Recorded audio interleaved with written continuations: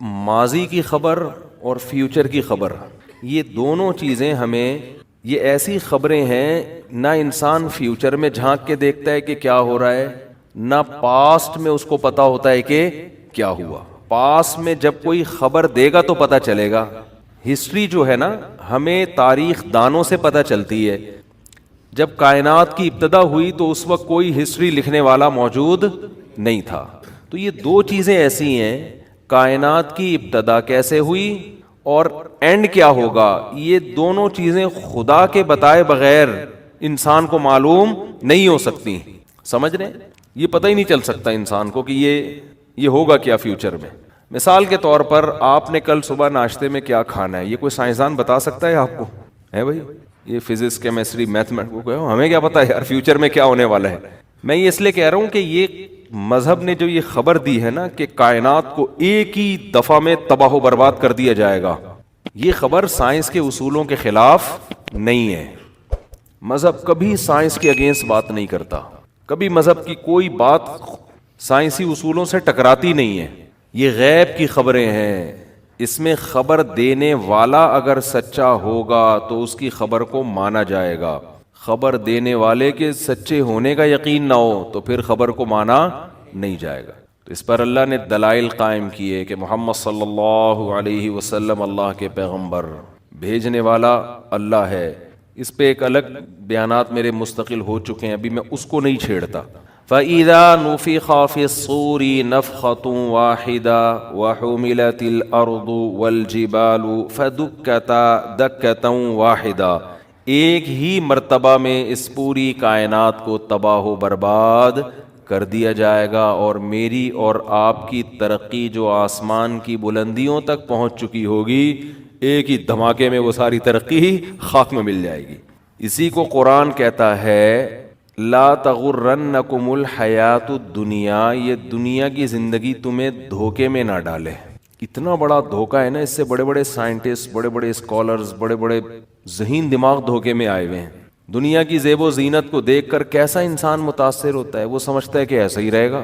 بھئی ایسا نہیں رہے گا، ایک موت اس کائنات پہ آئے گی، اور ایک قیامت آپ کی اپنی باڈی پہ آئے گی جو موت کی صورت میں ظاہر ہوگی۔ کتنی ترقی کر لیں، کتنا پیسہ کما لیں، کتنی عزت حاصل کر لیں، کچھ بھی کر لیں، بالآخر جانا کہاں ہے؟ قبر کے گڑھے میں۔ یہ بات انسان ذہنی طور پر قبول کرنے کے لیے تیار نہیں ہے، یعنی مانتا ہے کہ ایسا ہوگا، لیکن ذہنی طور پر اس کو اپنی لائف کا حصہ بنانے کے لیے تیار نہیں ہے۔ اللہ جو قرآن میں کہتے ہیں نا کلو نفس ذائقۃ الموت، ہر نفس نے موت کا ذائقہ چکھنا ہے، یہ خبر ہے یا نہیں ہے؟ نیوز ہے، یہ نیوز۔ سوال پیدا ہوتا ہے اللہ نے یہ بتانے کے لیے آیتیں نازل کر دیں کہ ہر نفس نے موت کا ذائقہ چکھنا ہے، یہ نالج کیا پہلے سے لوگوں کو نہیں ہے بھائی؟ یہ تو سب کو، پاگل سے پاگل کو پتا ہے کہ ہر شخص نے کیا ہے؟ مرنا ہے۔ تو قرآن یہ خبر ہمیں کیوں دے رہا ہے؟ میں اکثر ایک بات کہتا ہوں کہ جو آدمی حکمت والا ہوتا ہے نا، ذہین ہو، فطین ہو، حکمت ہو، وہ کبھی فضول خبر نہیں دیتا، فضول بات نہیں کرتا۔ جس خبر کے اندر کوئی آرڈر چھپا ہوا ہو وہ خبر بامعنی خبر کہلاتی ہے، میننگ فل خبر کہلاتی ہے۔ جس خبر کے اندر کوئی آرڈر چھپا ہوا نہ ہو وہ خبر ٹائم ویسٹنگ کہلاتی ہے۔ سمجھ رہے ہیں؟ مثال سے بات سمجھاتا ہوں تو انشاءاللہ کھوپڑی شریف میں بات آئے گی۔ مثال کے طور پر میں آپ سے پوچھتا ہوں کہ آپ مجھ سے ملنے کے لیے آئے، میں آپ سے پوچھ رہا ہوں کہ جی صبح ناشتے میں آپ نے کیا کھایا تھا، یا چلو وہ انٹرویو سنا دیتا ہوں نا، وہ کالے بکرے والا، سفید بکرے والا۔ وہ ایک اینکر چلا گیا نا کسی دیہاتی کے پاس، اس کے پاس دو بکرے تھے، ایک کالا اور ایک سفید۔ اس سے پوچھ رہا ہے یہ اس بکرے کو کیا کھلاتے ہو؟ ابھی خامخواہ کی خبر ہے نا، بلا وجہ کی نالج حاصل کرنے کی کوشش کی جا رہی ہے۔ اس کو اندازہ ہو گیا یار فالتو باتیں پوچھ رہا ہے مجھ سے، ٹائم ویسٹ کر رہا ہے۔ اس نے کہا کالے والے کو یا سفید والے کو؟ اس نے کہا کالے والے کو۔ کہا لوسن کھلاتا ہوں۔ کہا سفید کو؟ اس کو بھی لوسن کھلاتا ہوں۔ اس نے کہا اچھا بھائی۔ اس نے کہا اچھا یہ بتاؤ کہ کالے والے کی قیمت کتنی ہے، سوری ان دونوں بکروں کی قیمت کتنی ہے؟ اس نے کہا کالے والے کی یا سفید والے کی؟ اس نے کہا کالے والے کی بتا دے۔ اس نے کہا کالے والے کی قیمت جو ہے وہ 50,000 ہے۔ کہا سفید والے کی؟ کہا سفید کی بھی 50,000 ہے۔ اچھا بھائی۔ اس نے کہا اچھا یہ بتا دونوں کو چرانے کے لیے ٹہلانے کے لیے نکلتا ہے؟ اس نے کہا کالے والے کو یا سفید والے کو؟ اس نے کہا کالے والے کو. کہاں چراتا ہوں اس کو. سفید کو بھی چراتا ہوں. اس نے کہا کمبخت جب تو سارے کام کالے والے سفید والے کے ساتھ ایک جیسے ہی کرتا ہے تو یہ کالے والے اور سفید والے کی تو نے پخ کیوں لگائی ہوئی ہے؟ کہتا اصل میں بات یہ کہ کالا والا میرا ہے اور سفید والا کا وہ بھی میرا ہے. سفید والا وہ بھی میرا. یہ انٹرویو اس نے ایسا الٹا کیوں دیا؟ اس کو تھا کہ یار یہ خامخواہ کی معلومات لے کر میرا ٹائم ضائع کر رہا ہے. چینل کے لیے ریکارڈنگ کر رہا ہے, مجھے تو دھیلا نہیں مل رہا نا, مجھے تو 5 روپے نہیں مل رہے, یہ تو چینل پہ چلا دے گا, اس کو تو پیسے ملیں گے. ہمیں کیا مل رہا ہے اس کا؟ نہ ثواب مل رہا ہے نہ پیسے. تو اس نے اس کا یہ علاج سوچا. ایک آدمی نے کسی سے پوچھا کہ تیری بیوی کیسی ہے, خوبصورت ہے بدصورت ہے؟ اس کو غصہ آ گیا, تو کیوں پوچھ رہا ہے؟ کہہ رہے جنرل نالج کے لیے پوچھ رہا ہوں میں. جنرل نالج تو اب جنرل نالج بذات خود کوئی کمال کی بات نہیں ہے, خواہ میں چیزوں کا پتہ ہو. اسی سے ایک بات اور میں آپ کو بتا دوں, یہ جو ہمارے حافظ بچوں کے لیے کورسز کروائے جاتے ہیں ان کو یہ یاد ہوتا ہے قرآن میں ٹوٹل آیتیں کتنی ہیں, صحیح ہے نا, چلیں صورتیں کتنی وہ تو آسان سی بات ہے, اتنی نالج تو ضروری ہے. ایک چلو یہ بھی پتہ چل گیا ٹوٹل آیتیں قرآن میں اتنی ہیں, یہ بھی ٹھیک ہے, نالج کی بات ہے, ان میں کوئی اتنا دماغ تو لگ نہیں رہا. ان کو یہ بتایا جاتا ہے آیت نمبر یہ ہے اور فوراً وہ آیت پڑھنا شروع کر دیتے ہیں. میں نے بھی ایسے بچے دیکھے ہیں, ان کو یہ بتایا جاتا ہے یہ والی آیت, تو فوراً وہ آیت پڑھنا, نمبر سے آیتیں یاد کر لیتے ہیں. اس کام میں محنت بہت ہے, آؤٹ پٹ اس کا کچھ بھی نہیں ہے, الا ماشاءاللہ شاید تھوڑا سا فائدہ ہو جائے اس کا.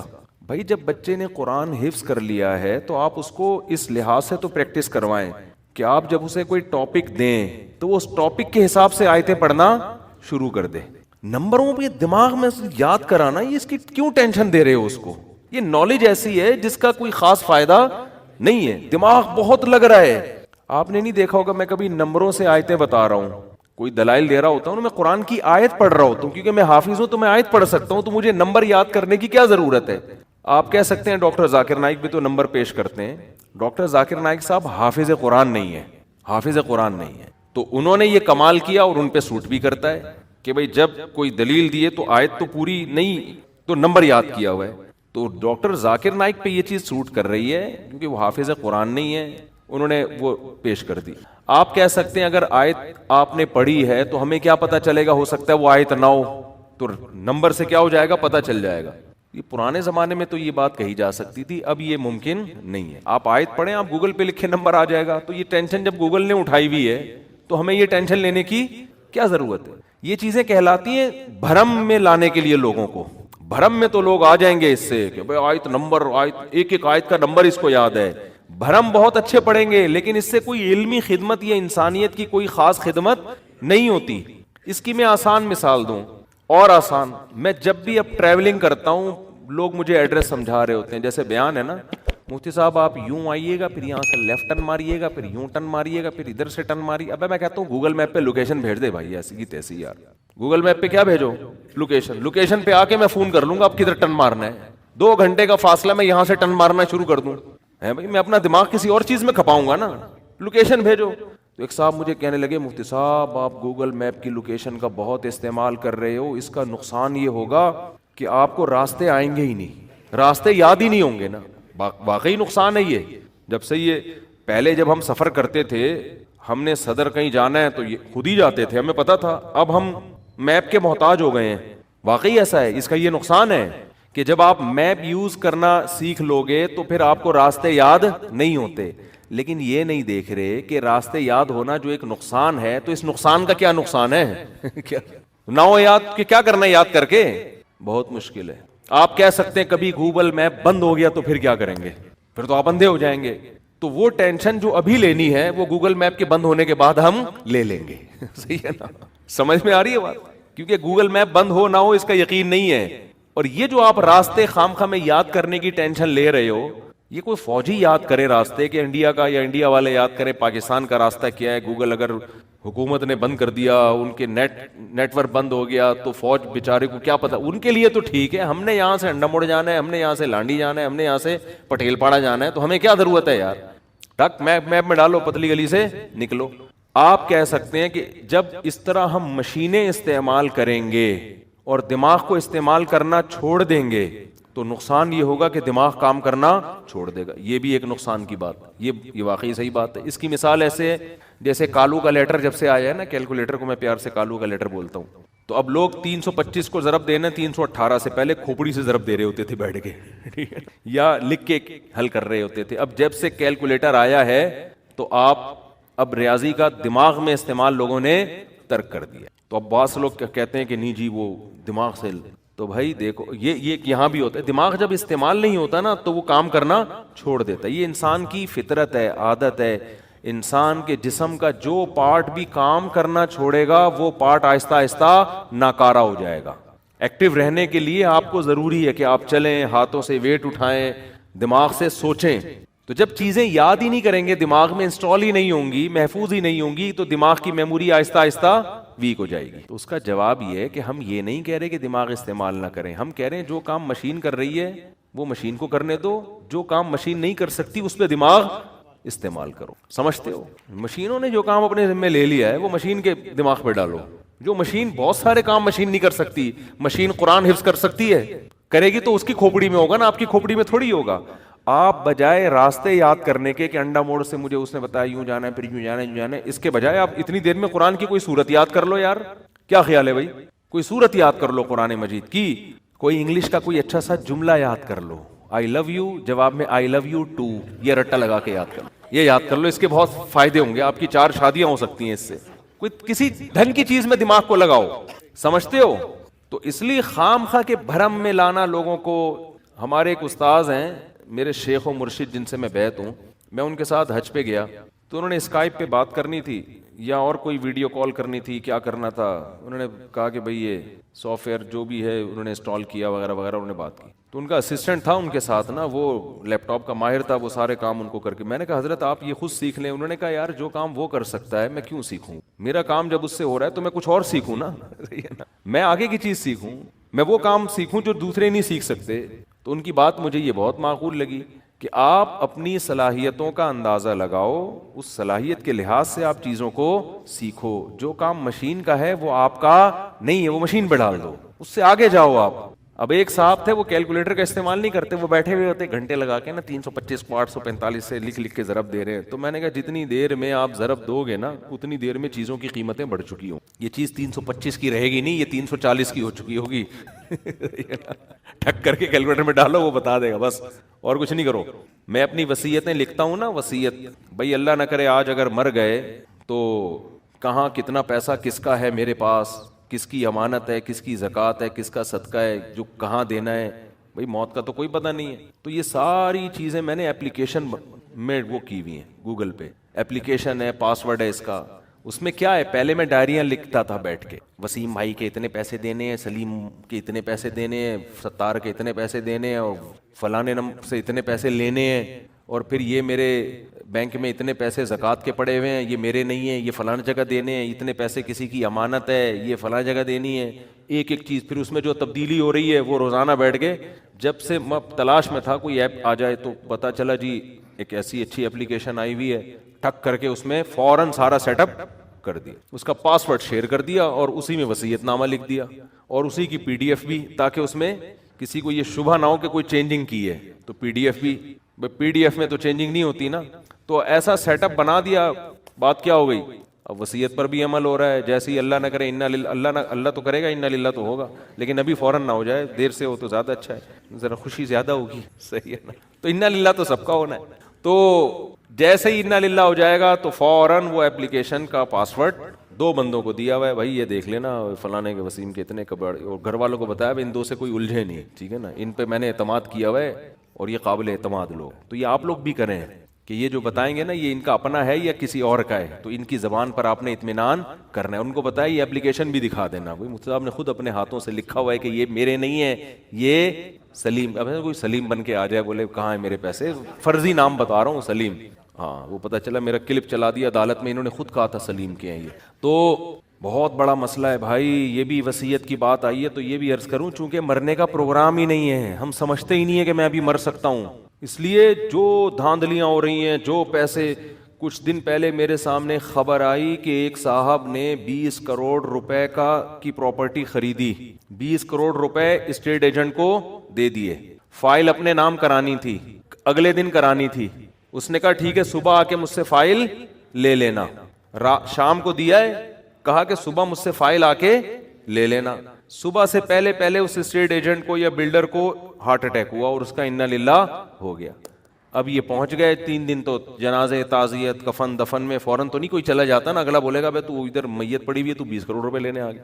چوتھے دن یہ پہنچے, بھائی 20 کروڑ روپے میں نے ان کو دیے ہیں, یہ پرچی ہے, پرچی سادہ سی لکھی ہوئی تھی کوئی, اور وہ دے دو. انہوں نے کہا بھائی ہمیں کیا پتا, آپ نے ایسے ہی لکھ دی ہو کچھ کہہ رہے, ہمیں کیا پتا, یہ نہیں وہ گئے 20 کروڑ روپے. اور وارثوں کا بھی اس لحاظ سے قصور نہیں ہے کہ بھائی ہو سکتا ہے کوئی فراڈی آئے ہو, ہمیں کیا پتا, کوئی گواہ تو ہے نہیں.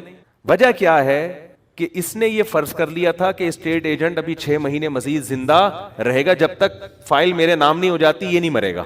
اسٹیٹ ایجنٹ بھی کوئی بے دین آدمی نہیں تھا, لیکن اس کا بھی یہ خیال نہیں تھا یار شام کو میں نے فائل لی ہے, صبح کو میں دے دوں گا, اس میں کون سا. لیکن وہی بات ہے, قرآن بار بار کہہ رہا ہے بھائی کسی بھی وقت مر سکتے ہو. نبی صلی اللہ علیہ وسلم نے وصیتیں لکھنے کا حکم دیا ہے.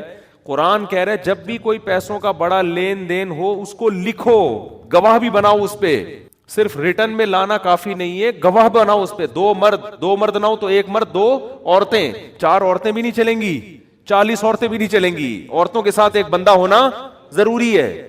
تو اتنا اہمیت ہے, قرآن بیان کر رہا ہے مالی لین دین میں گڑبڑ نہ ہو, لیکن گڑبڑیں ہو رہی ہیں. کیوں؟ آپ نے یہ فرض کیا ہوا ہے کہ بھائی نہ میرا ابھی مرنے کا فی الحال کوئی پروگرام ہے, کیونکہ میں نے کل ہی ٹیسٹ کروایا تھا, سب چیزیں بالکل صحیح آئی تھی میری, حالانکہ ٹیسٹ بھی نہیں کروایا ہوا ہوتا, لیکن ایک مثال دے رہا ہوں, بھائی میری تو سب چیزیں صحیح آئی ہیں. اور بھائی آپ نے ٹیسٹ اگر کروا بھی لیا ہو, ECG بھی صحیح آیا, شوگر بھی صحیح ہے, کڈنی بھی ٹھیک کام کر رہا ہے, حادثہ تو ہو سکتا ہے نا. کیا ڈاکٹر یہ بتائے گا کہ آپ کے باڈی اتنی لوہے کی بن چکی ہے کہ ٹرک کے نیچے بھی اگر آپ آ گئے تو نہیں مریں گے, آپ کو اگر گولی بھی لگ گئی تو آپ نہیں مریں گے, یہ بتا سکتا ہے ڈاکٹر؟ تو بھائی گولی بھی لگ سکتی ہے, ٹرک کے نیچے بھی آ سکتے ہیں, ٹینشن سے بھی مر سکتے ہیں. آپ کی دوسری شادی ہو گئی, ڈھام مر گئے آپ, پتہ چل گیا پہلی والی کو, یہ بھی ہو سکتا ہے, حقیقت ہے. یہ آپ نے چھپ کے شادی کی ہوئی تھی, پہلی بیوی کو پتہ چل گیا, اور جب وہ اس نے ریئیکشن کیا تو آپ مر گئے. ٹینشن سے کچھ بھی ہو سکتا ہے, یا تو وہ مر گئی یا آپ مر گئے, دیا تو وہ مر گئی ٹینشن سے. کچھ بھی, کوئی بھی کسی بھی ٹائم پہ دنیا سے جا سکتا ہے. تو اس لیے یہ وصیتیں گوگل ڈرائیو پہ یا ان چیزوں پہ کہیں سیو رکھا کرو اپنی. آپ کو یہ ہر وقت احساس ہونا چاہیے بھائی اس ٹائم پہ اگر مر گیا تو میرے وارثوں کو کسی قسم کی کوئی کنفیوژن نہیں ہونی چاہیے, ان کو پتا ہو کس کا پیسہ کہاں ہے, کس کو دینا ہے, کیا کرنا ہے.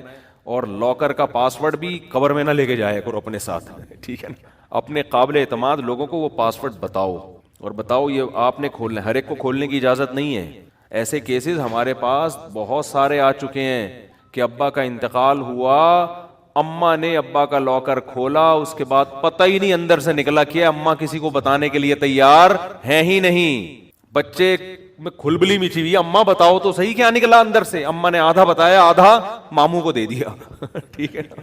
مائیں بھی ایسا کر رہی ہوتی ہیں, بڑا بھائی بھی بعض دفعہ وہ پاورفل ہوتا ہے, وہ کر لیتا ہے. اور جو دیندار ہوتا ہے وہ 2 نمبری پتہ ہے کس نام پہ کرتا ہے, وہ کہتا ہے ابھی نکال کے رکھو, بعد میں اس کو دیکھیں گے, دوں گا میں سب کو اس کا حق, لیکن ذرا آرام سے, جلدی نہیں ہے. چھپا لیا اسے, پھر اس کے دل میں شیطان وسوسے سے ڈالتا ہے, ابے تیرے چھوٹے بھائی ہیں نا, تو ان کو وراثت دینے کے بجائے اس سے بزنس کرے گا, پیسہ آئے گا تو بھی ان کو کھلائے گا, تو انہی کے لیے میں کر رہا ہوں. اس طرح سے دھاندلی کر کے جائیدادیں ہڑپ کر لیتے ہیں. کیونکہ جو دیندار ہوتا ہے نا, اس کا, ہمارے حضرت فرمایا کرتے تھے مولوی کا شیطان بھی مولوی ہوتا ہے, وہ اس کو شریعت کا لیبل لگا کے غلطیاں کرواتا ہے اس سے. وہ اس کو جو ہے نا, جو مولوی ٹائپ کے لوگ ہوتے ہیں ان کا شیطان مولوی ٹائپ کا ہوتا ہے, جو مولوی ہوتے ہیں ان کا شیطان مولوی ہوتا ہے, جو مولوی ٹائپ کے ہوتے ہیں وہ بھی مولوی ٹائپ کا. جو شیطان اتنا ماہر ہے, وہ ہر ایک کو ہر فیلڈ کا ماہر ہوتا ہے شیطان. اس کو پتا ہے اس بندے کو میں نے کہاں کیسے گمراہ کرنا ہے.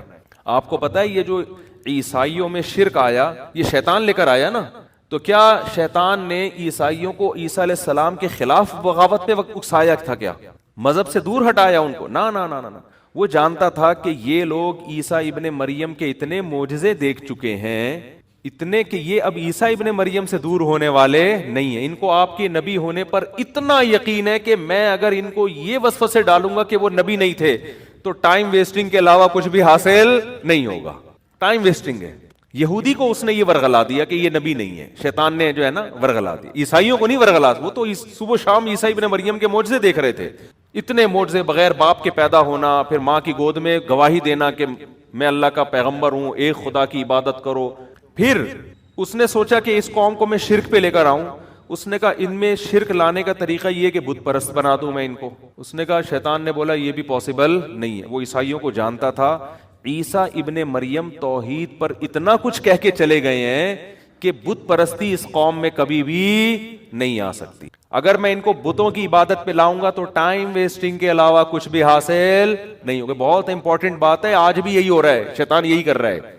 شیطان کو بہت بڑی فلم ایسے ہی تھوڑی کھا جاتا ہے.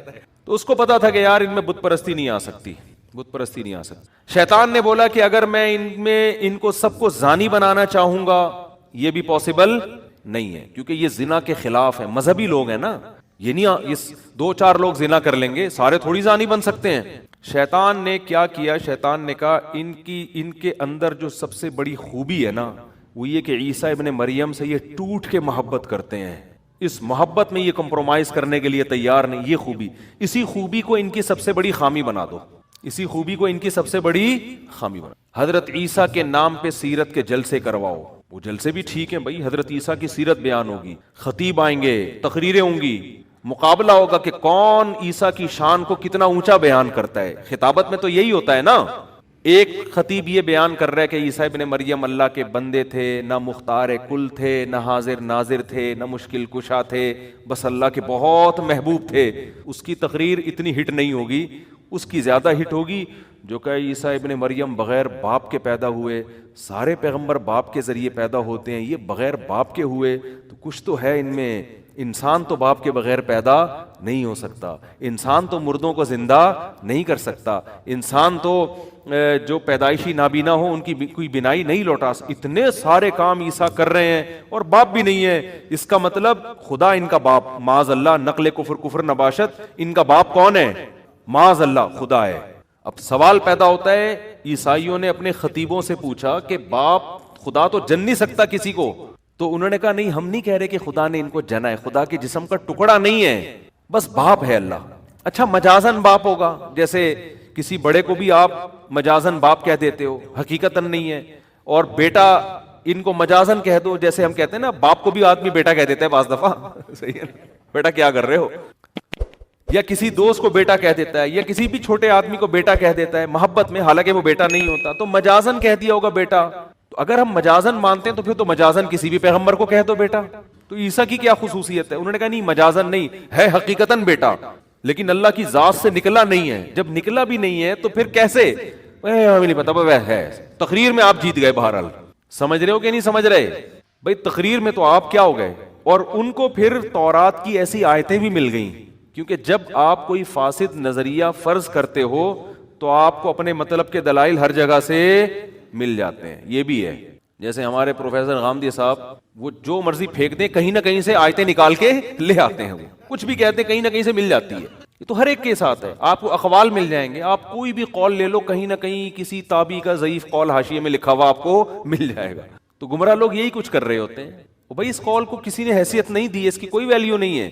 تو یہ کیا ہوا کہ یہود و نصارہ میں، عیسائیوں میں اسی طرح سے کیا ہوا، حضرت عیسیٰ کی سیرت میں مبالغہ، بہت زیادہ اہمیت بڑھانا شروع. پھر اس پہ کتابیں، پھر اس پہ مناظرے.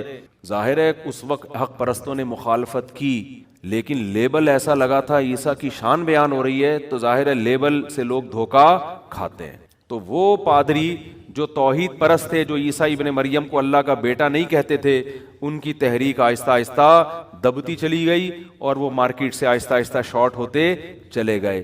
اور وہ عیسائی، وہ پادری، وہ ان کے مذہبی رہنما جنہوں نے کہا عیسیٰ اللہ کے بیٹے ہیں، اور تورات انجیل میں ایسی آیتیں بھی ملتی تھیں جن میں بیٹے کا اطلاق کیا گیا، وہ مجازی معنوں میں، محبوب کے معنی میں، ان آیتوں سے بھی انہوں نے غلط مطلب نکالنا شروع کر دیا. اور نکالتے نکالتے نکالتے نکالتے یہاں تک نوبت پہنچ گئی کہ بالآخر انہوں نے بیٹا قرار دے دیا اور یہ عیسائی مذہب کا حصہ بن گیا.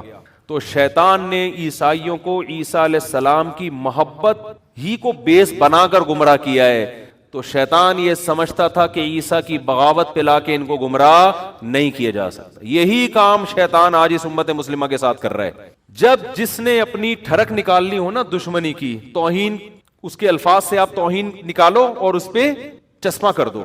میرے پاس ایسے ایسے واقعات ہیں نا آپ کے رونگٹے کھڑے ہو جائیں گے. مجھے ڈر یہ ہوتا ہے کہ کہیں یعنی نام لیے بغیر میں مبہم طور پہ ایسے واقعہ سنا سکتا ہوں. میں اسپیسیفک کہیں پوری واقعے کے ساتھ بتاؤں گا تو شاید مسئلہ خراب ہو جائے, میرے لیے معاشرے میں چلنا مشکل ہو جائے. توہین رسالت کے نام پہ ایسا بھی ہوا ہے کہ آپ نے کسی سے آپ کی ذاتی دشمنی تھی, آپ نے نادانستہ طور پر نا اس شخص سے ایسا کام کروا لیا جس میں اس کی نیت بالکل بھی نہیں تھی, اس کو پتہ ہی نہیں بیچارے کو ہوا کیا ہے اس کے ساتھ. عدالت میں کیس کیا, لوگوں کا اتنا ہجوم پہنچ گیا کہ وکیل کو یہ ڈر ہوا کہ اگر میں نے اس اپنے موکل کا کیس جیت گیا نا میں تو لوگ مجھے بھی قتل کر دیں گے. وہ یہ جانتے بوجھتے ہوئے کہ جس کی طرف سے میں وکالت کر رہا ہوں وہ قطعاً توہین کا مرتکب نہیں ہوا ہے, اس کے باوجود اس نے اس کو جیل کے اندر بھجوایا ہے, اور یہ سب نام عشق رسول کے نام پہ ہو رہا ہے. صحیح ہے نا. میں مانتا ہوں کہ توہین رسالت یا توہین اہل بیت یہ بہت بڑا جرم ہے, اس پہ قانون بالکل صحیح ہے. توہین رسالت کے مرتکب کی جو سزا پاکستان کے قانون میں لکھے بالکل ٹھیک ہے, لیکن بہت سے لوگ مذہب کا لیبل غلط استعمال کر کے ایسے قوانین کو غلط استعمال کرتے ہیں. بہت سارے لوگوں کو بے گناہ, جج تو گواہی دیکھے گا نا, اس کو کیا پتا. تو خیر یہ بڑا حساس موضوع ہے, اس میں ہم گئے تو پھر بڑے مسائل ہو جائیں گے, لیکن جو بھگتتا ہے اسی کو پتا ہوتا ہے. لیکن آپ دیکھو جذباتی لوگ نعرے لگوا لو, دھرنے دلوا لو, کوئی سنجیدگی سے, کوئی ذہن خالی ذہن ہو کر کسی ٹاپک پر سوچنے کے لیے تیار ہوتا ہی نہیں ہے. رسول اللہ صلی اللہ علیہ وسلم نے فرمایا ایک صحابی سے کہ تمہارے اندر دو چیزیں ایسی ہیں جو اللہ اور اس کے رسول کو بہت پسند ہیں. لوگ اکثر کہتے ہیں نا دیوانگی کہ ہم دیوانے ہیں, اس معاملے میں ہم دیوانے ہیں, ہم نے عقل کو ایک طرف رکھ دیا ہے, ہم بالکل پاگل ہیں, اس پاگل پنے پہ ہمیں کیا ہے خوشی ہے, ہم فخر کرتے ہیں. یہ سب قرآن و سنت کے خلاف ہیں. اسلام کسی معاملے میں پاگل پنے کو پسند نہیں کرتا, کسی معاملے میں جذباتیت کو پسند نہیں کرتا. کیوں؟ نبی صلی اللہ علیہ وسلم نے ایک صحابی سے فرمایا کہ تم میں دو چیزیں ایسی ہیں جو اللہ اس کے رسول کو بہت پسند ہیں. حالانکہ نبی نے کسی کے چہرے پر اس کی تعریف کرنے سے منع کیا ہے, لیکن یہاں نبی صحابی کی تعریف کر رہے ہیں ان کے سامنے. کیوں؟ اس لیے کہ وہ اتنی قابل تعریف چیزیں ہیں کہ اللہ کے نبی نے عام اصول سے ہٹ کے ان کے چہرے پر ان کی تعریف کی کہ یہ ایسی زبردست کوالٹی ہے. جیسے آپ کو پتا ہے نا کہ یار میں اس بندے کی اس کے منہ پہ تعریف کروں گا تو اس کے خطرہ یہ چوڑے میں آ جائے گا اور اس میں کبر پیدا ہوگا, لیکن بعض دفعہ ایسی صفت ہوتی ہے آدمی کہتا ہے یار جو مرضی ہو جائے یہ تو اس کے سامنے بیان کرنی ہے, یار ایسی کوالٹی ایسی زبردست. یعنی بعض دفعہ آپ کو کسی سے حسد ہوتا ہے, جیلسی ہوتی ہے, لیکن وہ ایسا کام کر لیتا ہے آپ حسد کے باوجود کہتے ہو یار ماننا پڑے گا اس بندے نے کام بڑا خاندانی کیا. یہ بندہ جو جہلم گیا نا اور اس نے جو 48 گھنٹے کا ٹائم دیا اور پوری ٹائم دے کے تمیز سے واپس آیا, اگر آپ میں تھوڑی سی سینس ہوگی نا, آپ کو کتنا بھی حسد ہو, آپ کتنے بھی جیلسی ہو, آپ کتنے بھی ہمارے نظریات سے اتفاق نہ کرتے ہو, آپ بولو گے یار کام کیا کر دیا ہے خاندانی, اور سامنے والے کے پاس پنپنے کا کوئی موقع دیا نہیں. اب آپ کلپ ریکارڈ کراتے رہو, بیٹھتے رہو, پھینکتے رہو, بیٹھ گئے, پبلک تو اب بھی سن لے گی آپ. اب اس کی ایک یہی مثال آ گئی. میں اپنی تعریفیں نہیں کرتا الحمدللہ, مجھے شوق نہیں ہے, میں قابل تعریف ہوں بھی نہیں, لیکن یہ ایسا خاندانی کام ہو گیا نا کہ میرا دل کیا یار کوئی کرے نہ کرے ہم خود ہی کر لیں. میرا اپنا تھا, اتنا جوش میں آ گیا یار کام ہم نے کیا کر لیا ہے, خاندانی کر لیا. حالانکہ میں اپنے کسی کام کو خاندانی نہیں کہتا, ہم تو نالائق, لیکن یہ کام ٹائٹ ہو گیا تھا استاد, اتنی تمیز سے گئے ہم, کیا کدھر سے آ گئی یہ ٹاپک. چلو خیر. تو رسول اللہ صلی اللہ علیہ وسلم ان صحابی سے کیا فرما رہے ہیں, تمہارے اندر دو خصلتیں ایسی ہیں جو اللہ اور اس کے رسول کو بہت زیادہ پسند ہیں. وہ کیا ہے؟ الحلم والاناہ. یہ سیکھنے کی چیز ہے, میرے بھی سیکھنے کی, آپ کے بھی. میرے اندر بھی یہ عیب ہے کہ یہ دو صفات ہمارے اندر بھی نہیں ہے, آپ کے بھی ہو سکتا ہے. یہ سیکھنے کی چیز ہے. فرمایا ایک حلم کہتے ہیں برداشت, ایک ہے الاناہ. اناہ کہتے ہیں جلد بازی کے اگینسٹ, یعنی جلد بازی نہ ہو, ہر چیز میں آپ میچور سنجیدہ ہو کے اس کے تمام پازیٹیو نیگیٹو پہلوؤں پہ غور کر کے فیصلہ کریں آپ. یہ جو ہے نا ایک دم کھوپڑی گھوم گئی میری, یہ جو آج کل ایک فیشن ہے, بھائی فلاں نے ایسی بات کی میرے تو کھوپڑی گھوم, میں تو کرتا. ابے بھائی تو کھوپڑی تیری جس کے سامنے گھومی ہے, اگر اس کی تھوڑی سی گھوم گئی نا, تیری پوری 180 ڈگری پہ گھوم جائے اور اس کی صرف 1 ڈگری گھوم جائے, وہ اتنا پاورفل ہے کہ اس کا 1 ڈگری تیرے 180 ڈگری پہ بھاری ہوگا. تو کر کے کیا آیا ہے؟ ہمارے ایک جاننے والے نا بھری محفل میں اپنے باس کو یعنی فوش گالیاں دے کے آ گئے اور آ کے بتا رہے ہیں بھائی میں نے تو باس کو سنا دی, اس کے باس پاورفل آدمی تھا, اس نے کیس کر کے اندر کرا دیا. اب جیل کے اندر جا رہے ہیں, یار کیا ہو گیا یار, بڑی ٹینشن. اس کے بعد جا کے اس کے ہاتھ پاؤں جوڑے, اس کے پاؤں کے سر معاف کر دو, اس نے معاف کر کے بری کر دیا. تو یہ وہ لوگ ہیں جن کی کھوپڑی کسی بھی ٹائم پہ گھوم سکتی ہے. تو یہ کوئی کمال نہیں ہے ایک دم کھوپڑی گھومتے ہیں. ٹھیک ہے, آدمی بعض دفعہ مذاق میں مجازن کہہ دیتا ہے کہ میری کھوپڑی گھوم گئی, لیکن فی نفسی ہی یہ کوئی اچھا کام نہیں ہے. الحلم کا معنی برداشت. برداشت کسے کہتے ہیں کہ جیسے ہی کوئی بات آئی فوراً ری ایکشن نہیں ہونا چاہیے, سوچو, برداشت کرو, غصے پہ کنٹرول کرو, جب ٹھنڈا ہو جاؤں گا اس وقت بیٹھ کے فیصلہ کروں گا. اور انات کا مطلب فیصلے میں جلد بازی نہیں. جلد بازی کا مطلب کیا ہے؟ کیا 6 مہینے بعد فیصلہ کرنا ہے آپ نے؟ نا نا نا نا نا, بعض فیصلے تو ایک دن میں کرنے ہوتے ہیں. جلد بازی کی یہ ڈیفینیشن نہیں ہے کہ فوراً فیصلہ نہیں, یا 1 سال بعد, یا 5 سال بعد, یا 10 سال بعد. نا نا نا, جلد بازی میں فیصلے کا مطلب یہ ہے کہ جب تک آپ نے کسی کام کا ارادہ کر لیا, آپ نے کر لیا کہ یار اس کا میں نے یہ ری ایکشن دینا ہے, تو اس ری ایکشن پہ جب تک اس کے تمام پازیٹیو اور نیگیٹو پہلوؤں پہ غور نہ کر لیں اچھی طرح سے, اس وقت تک آپ نے فیصلہ نہیں کرنا کہ میں نے ری ایکٹ کرنا کیا ہے. چاہے وہ 1 منٹ میں کر لیں آپ, چاہے 1 سال میں کریں. بعض لوگ 1 منٹ کے اندر تجزیہ کر لیتے ہیں, تو وہ 1 منٹ میں اگر فیصلہ کر لیں گے تو یہ جلد بازی والا فیصلہ نہیں کہلائے گا. بعض 1 سال میں بھی نہیں کر پاتے, وہ 10 سال میں بھی کریں گے تو جلد بازی والا فیصلہ کہلائے گا. نہیں آ رہی بات میرا خیال ہے. یہ کوالٹی کسی کے اندر پیدا ہو جائے تو دنیا میں اس سے زیادہ کامیاب انسان کوئی نہیں ہے. اور سب سے زیادہ یہ کوالٹی ہمارے پیغمبر صلی اللہ علیہ وسلم میں تھی. یہی وجہ ہے کہ 23 سال میں پورے عرب کی کایا پلٹ دیا آپ نے. 23 سال میں ایسے پلٹ کے رکھ دیا پورے معاشرے کو. ایک معاشرہ جس میں جہالت, ایک معاشرہ جس میں توہم پرستی, فضول نظریات, ایک معاشرہ جو بیت اللہ کے اندر 360 بتوں کو رکھ کے پوجتا ہے.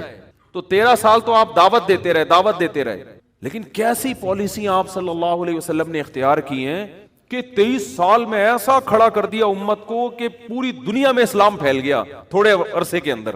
ایسی جماعت تیار کر دی. اس میں کیا ہے, آپ نبی کی سیرت میں ہر جگہ ایک چیز دیکھیں گے, جلد بازی آپ کو نظر نہیں آئے گی, غصہ نظر نہیں آئے گا, برداشت نظر آئے گی ہر جگہ. صلح حدیبیہ دیکھ لینا, صلح حدیبیہ میں 400 صحابہ فدائی حملے کے لیے تیار ہیں. فدائی ہی ہے نا کہ ہم جب تک ہماری شہادت نہیں ہو جاتی ہم لڑتے رہیں گے.